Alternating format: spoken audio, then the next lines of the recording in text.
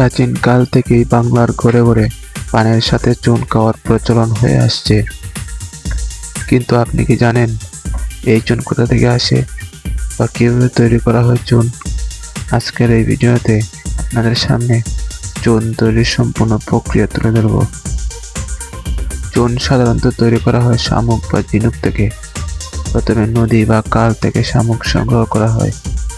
শামুকের ভিতরে সবকিছু পরিষ্কার করে ফেলে দেওয়া হয়। তারপর শামুকের খোসাগুলো আবার পরিষ্কার পানি দিয়ে ভালো করে ধোয়া হয়। এবার শুরু হলো দ্বিতীয় পর্ব। এখানে শামুক বা ঝিনুকের খোসাগুলোকে ভালোভাবে পোড়াতে হবে। যোগীরা প্রথমে মাটি দিয়ে বড় চুলা তৈরি করে। তারপর আগুন জ্বালানোর জন্য ছোট ছোট কাঠের টুকরো প্রয়োজন। যোগীরা এখানে কয়েক ধাপে চুলাতে শামুক ও কাঠের টুকরোগুলোকে সাজিয়ে রাখে। প্রথমে কাঠগুলোকে নিচে সাজিয়ে রাখে, তারপর কিছু শামুক বা ঝিনুক দিয়ে দেয়, আবার এখানে কাঠ সাজিয়ে দেয়, তারপর আবার কিছু শামুক দেয়।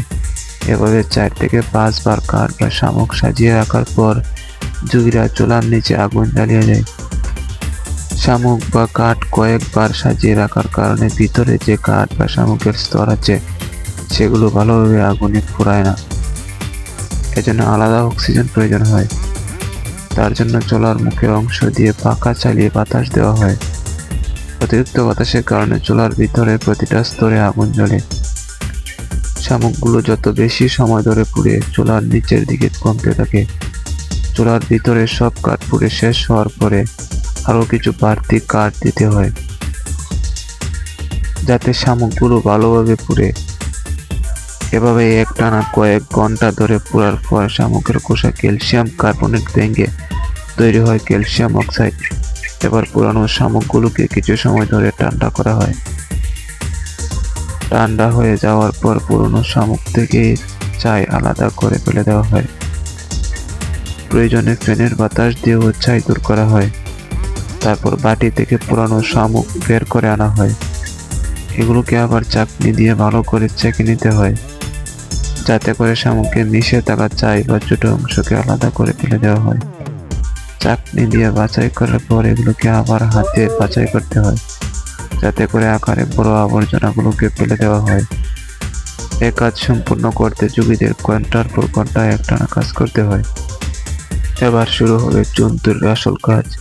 প্রাচীনকালে চুন তৈরির কাজ সম্পূর্ণ হাতে করলেও বর্তমানে কিছু আধুনিক প্রযুক্তিও ব্যবহার করা হয়। প্রথমে পুরনো শামুকগুলোকে ওজন দিয়ে মাপা হয়, কারণ চুন তৈরির ট্যাঙ্কিতে নির্দিষ্ট পরিমাণ শামুক দিলে ভালোভাবে চুন তৈরি করা যায়। তারপর শামুকগুলোকে ট্যাঙ্কিতে দেওয়া হয়। প্রথম অবস্থায় ট্যাঙ্কিতে পানি কম দেওয়া হয়। মেশিনের ঘূর্ণন প্রক্রিয়ার সাহায্যে পুরনো আস্ত শামুকগুলো চূর্ণ বিচূর্ণ হয়ে পাউডার হয়ে যায়। পরে তাতে পানি মিশিয়ে ক্যালসিয়াম অক্সাইড চুনে রূপান্তরিত হয়। যোগীরা একসাথে সম্পূর্ণ পানি দেয় না, প্রথমে অল্প পরিমাণ পানি দেয়। এই পানি মিশে যাওয়ার পর আবার পানি দেয়। এভাবে কয়েক ধাপে পানি দেয়, তাতে আস্তে আস্তে হয়ে ওঠে খাবার উপযোগী চুন। এই চুনকে আবার সরাসরি খাওয়া যায় না, একে ছেঁকে নিতে হয়, কারণ এতে শামুকের গুঁড়া বা ময়লা মেশানো থাকতে পারে। এই চুন সবসময় সাদা হয় না, কালচে রঙের হয়। চুনকে সাদা করতে কখনো কখনো এতে কেমিক্যাল মেশানো হয়, আবার কোথাও কোথাও সাদা রঙের ঝিনুক থেকেও সাদা চুন তৈরি করা হয়। চুন তৈরি করার পর এগুলোকে ছোট ছোট ব্যাগে প্যাকেট করা হয়। তারপর এগুলোকে বাজারে বিক্রি করা হয়।